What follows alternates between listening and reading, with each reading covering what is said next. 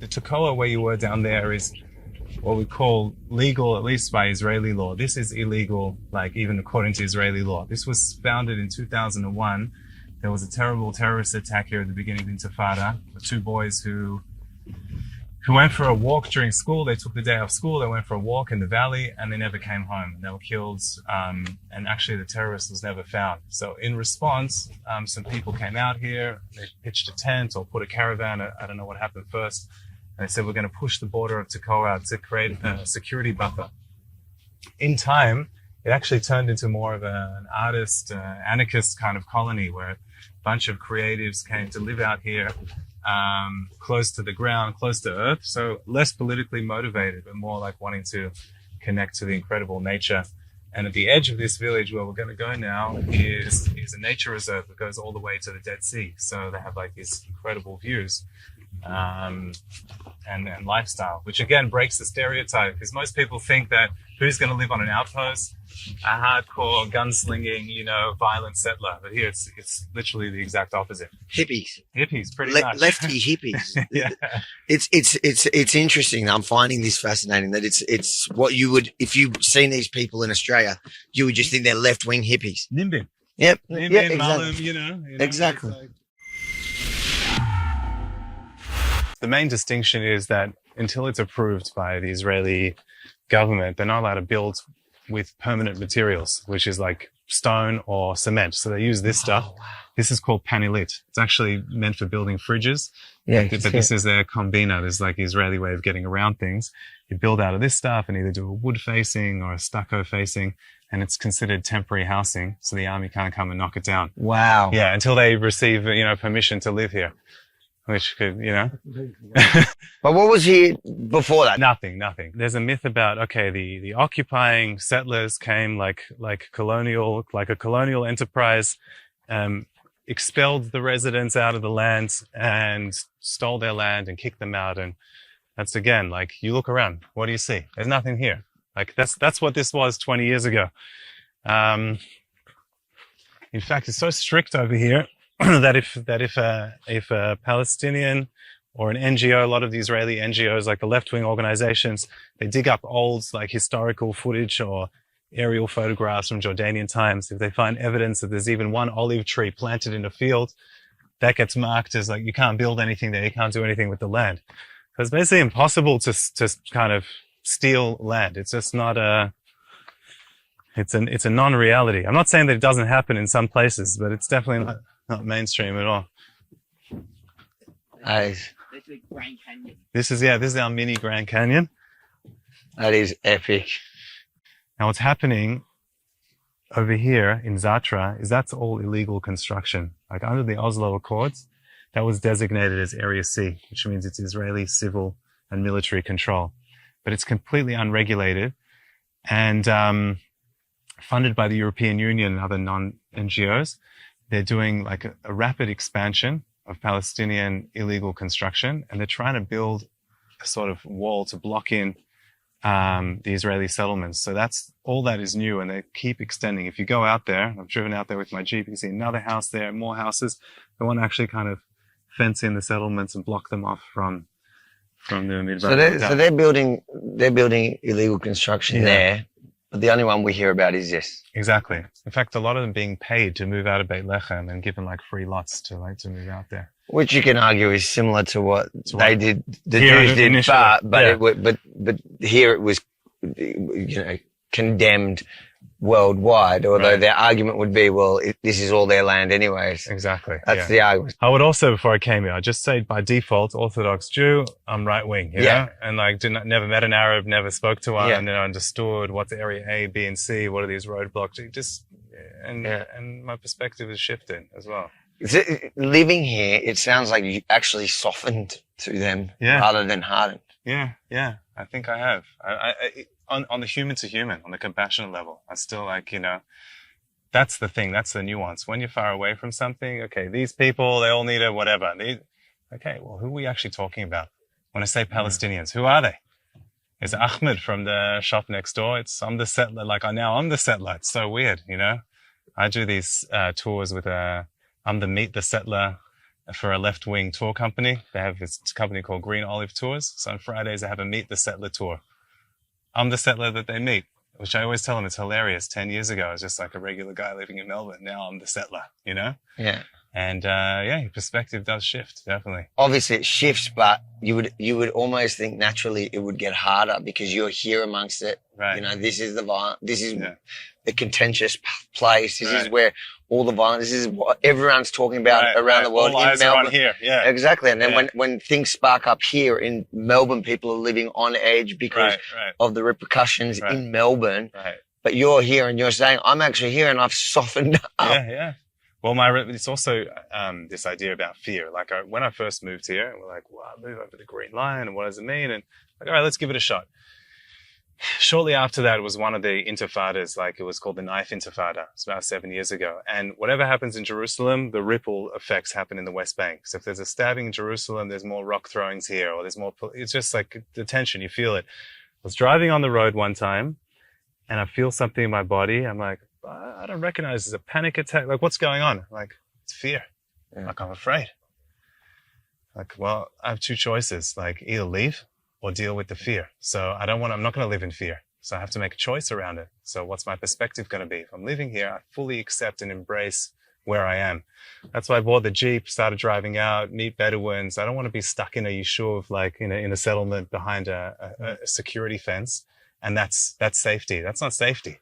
Yeah. Like to be behind fences and walls and extra protections, to me, it's not a safe feeling. These guys are living free. There's no fence. They're like, it's like in your own home. Do you have kids? I have 4 kids. 4 kids. Yeah. Is that that's probably, I would imagine, the scary part. Right. If you have kids in here and you think, do you carry a firearm? I have a firearm, but I don't always carry it. If I take a group, or if I go out to the desert, take it with me. We had one incident where it was like, I was in Tel Aviv and, there was a terrorist that came in here a few months ago, jumped a fence. It's a miraculous story. There was a couple who were just sitting on their porch having a cup of tea. And they're like, did someone just jumped a security fence? It happened to be the people who were sitting drinking tea. He's on the volunteer Kitat Konanut, what's it called? The rapid response team, okay? So he's trained for this. He sends his family inside, comes out with M16. Incident was over in under a minute. But a siren went out and they told everyone there's a terrorist on loose, because they didn't know if it's 1, 2, 3, lock your doors, lock your windows, lock yourself in your bedroom. I'm just like in Tel Aviv at a concert and I didn't even look at my phone. 2 hours later, I open up the phone, there's messages. Are you okay? Are you safe? Are you alive? My wife and kids, where are you? What's going Thinking it's at those moments you're like, you're like, where do you live? Like, what is this? Like, what do you have to contend with, you know? Yeah, weather? So far, so good. I love the community. I love the openness. I love the people. I love the nature. And what about the Palestinians? There's no perfect. Do I love them? Do I love them? The people that I met, some of them, some of them I like. The reality is, how close could a friendship be? I say, like, I'm friends. I'll sit and have coffee. Am I going to let them babysit my children? We're not there yet. Do you know what I mean? Like, that's not the reality I'm living in. Would you want to get to that reality where you would feel that comfortable? That's like, it almost seems to me like a kind of fantasy, like, would I want to? Sure. Why not? How realistic is it? I got no idea, I don't know. My daughter, she's 14. She's told me, like, she grew up here. I grew up in Australia with a different perspective. She had Arabs throwing rocks at her bus several times. You know what she wants to do when she finishes school? Become a combat soldier. Like, that's what she wants. She's ultra right wing. We talk about it. She's like, you don't get it. You're not really from here, So even in one family, you have 2 opinions, So we'll see, To me, it hits home. It's like, I can have this perspective because I grew up somewhere else and came here with a different mindset, Yeah. And she grew up with the trauma of living here. And it is real. The things we take for granted. She goes to school in a bulletproof bus. It's fucked up, Bottom line, it is. But, it's complex. That's what I'm saying. It's complicated. There's the other side where if you want to put, when you want to think about it and you'll be honest with yourself, there are incidents the other way.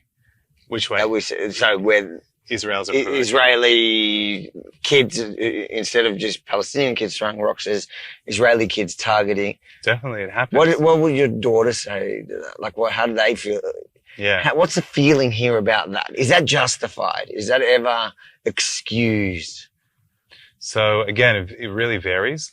It's complex because I think there's a few issues going on. You have kids who, let's say, don't fit into a regular school system. They've either experienced secondhand or firsthand some kind of terror, and then they're like, we want to do something about it. So they're taking that anger and that rage, and they've got an immediate place to express it. Whereas, like in a normal city, it might go into vandalism, crime, drug use, whatever it is. Here it's like, all right, this is a place where not only can I express my anger and my rage, there's like a religious kind of ideology that like supports it. You actually feel like you're doing something godly, you know? So but all of that we can apply literally to the Palestinians. Absolutely. Absolutely. And that's almost where there's no end in sight if you have that. It's like, who's going to put it down first, you know? Yeah. And that's the age old saying, like, if the Jews put down their weapons, if the Arabs put down their weapons, there'd be peace. If the Jews put down their weapons, there'd be no Jews. But there's obviously, and that is true, right. but that's true to a large degree. Yeah. But there are, obviously, we can't pretend like there isn't an extremist element That's right. that would want to wipe them out. Look, the amount of people that actually want to commit genocide, I would think, or at least kick them off their land. There's a significant amount of people. But this whole, like you bring it to like the modern politics, this like Ben Gvir idea, these rise in power. It's like, Ben Gvir is or Seder, he's gonna straighten things out. What does that actually mean? Like, you understand the anger and the rage and the frustration. But what's he going to do? There's 1.5 million Arabs living here. What are where are they going to go? I'd imagine that's when I listen to something like that, I hear the idea of law and order, like you hear in Australia. They're talking tough. There's gangs in Melbourne. They're going to come tough on law and order. Tough on crime. Tough on crime. So I guess that's, look, I don't know him. I know that he's said some pretty outlandish stuff, but you know, damn, I've said a few things myself. So, I guess it's one of those things that, it almost feels like sometimes you need that when you have the other side, but you kind of need everyone in a democracy to make it work. That's how we progress as a society. I met someone from here that on the way to the polling last week, like to the elections, I said, well, who are you voting for? It's like an artist, like hippie type. He's like, I'm voting for Ben Gvir. I'm like, what, really? It's like, nothing else has worked. Let's try this, you know? Yeah. So that's like, there's a place where I think he's capturing the feeling of where Israelis are. Okay, we try this, we try that, try diplomacy. Again, bring in a guy who wants to, you know, I personally didn't vote for him, but I understand that feeling. He's tapping into a feeling. That's what it's really about. Yeah. What's your own kind of about this one? Yeah, just generally, like, how do you see it? I think COVID softened me up. Really? Like, I actually am willing to hear the Palestinian perspective. Which probably before COVID I wouldn't. Yeah. And the only reason I think that is because COVID made me distrust government and the entire institution and authority. And like, I realized we're always being lied to. So why wouldn't we be lied to on this issue? Like, exactly. What's different? And the Israeli government were one of the worst on COVID, in my opinion, at least on paper. I think they were. In practice, I don't think No, it was insane.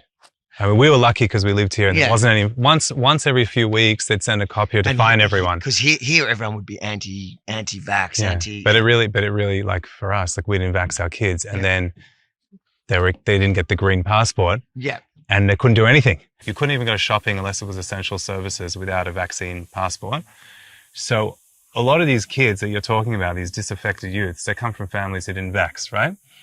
So the only thing that they could do was go and protest against the army and fight and do vandalism. There was nowhere for them to go. So they could only break the law. Yeah. So my daughter, for example, she had nowhere to go. She's not violent, so she didn't go to these protests. All her friends from all the settlements and everything would go every Saturday night outside Bibi's house or different places, fight the police, protest. That was the only place they were allowed to gather. So were protests legal? You were allowed to protest? You were allowed to protest, yeah. But these, well, at least that was protected here. It wasn't protected in Australia. You're allowed to protest. But something else that I wanted to say, and again, I don't know to what degree this is true, but just an overarching perspective is there are definitely significant interests in perpetuating the conflict. Like, all these majority of Israeli construction, and you've seen the construction boom, it's Palestinian labor. Palestinian labor is like, they get paid 30-40% less They don't have social security and medical. They're lining up at checkpoints and coming into Israel every day to work. There are big reasons why this thing, can't be resolved. And some of them we're privy to, some of them we're not. Like, there's also, I mentioned about the elections. Like, why hasn't there been a Palestinian election in almost 15 years? So some people say the Palestinians are corrupt. Others say, well, Israel doesn't want Hamas to win in the West Bank. Then what would happen? So you don't really know, like, what's actually going on. Let me ask you, because we were just talking off camera where I was saying how COVID changed my perspective on so much, including this conflict and, a fight that I actually put my own life on the line to defend years ago. But has that, in Israel, has COVID changed people's perspective to the government? Like, has it eroded? Israel is a state, and that's why I think people are so compliant. Right. Israel is a state that generally the Israeli population trusts the government because or at least follows them. But its survival kind of depended on that. Right, well, that's the way we at least looked at it until COVID. Yeah. But has the way that the Israeli government handled the pandemic, has that changed it for anyone, especially around here? Listen, again, I can only speak from my own experience, but definitely, like, from the people that I know, it's like complete distrust in government. And particularly, I think the main issue in Israel was that they signed a deal with Pfizer. And then the deal was signed to secure the initial vaccine. And then they signed the deal, promising like that they'd give all the statistics and all the research to Pfizer. Israel will be like the test case. So then they used coercive means to get people to comply, like to comply because they had already signed a deal. So they had to fulfill their obligations. And what was mixed up in all that was, of course, Bibi having to, like, you already signed a deal and then, you force these levels of compliancy. So first it was optional, then it was mandatory, then there were kids, and it was like, what's going on over here? Like, why do, but, it was done in such a systematic way. Like I was actually shocked about how compliant the general Israeli society was with this.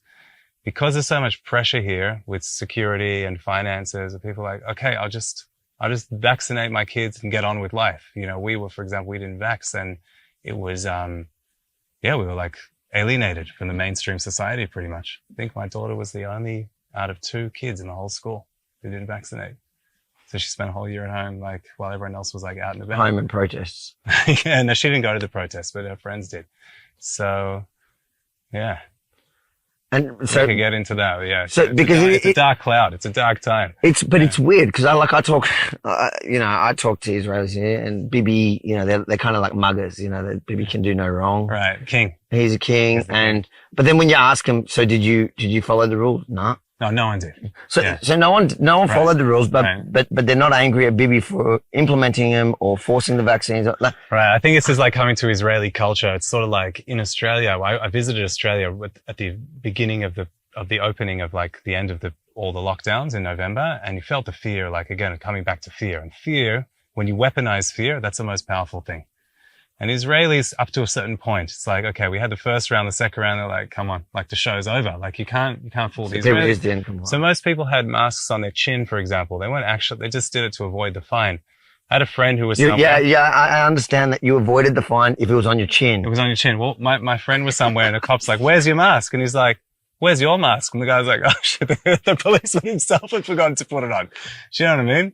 So they had the strictest rule. They had very strict rules, one of the toughest in the world, but it wasn't, the main place where the rules were felt were in vaccine mandates. Vaccine mandates. And that was a politicized financial, statistical, like, issue. That was an agreement. So they had to follow through.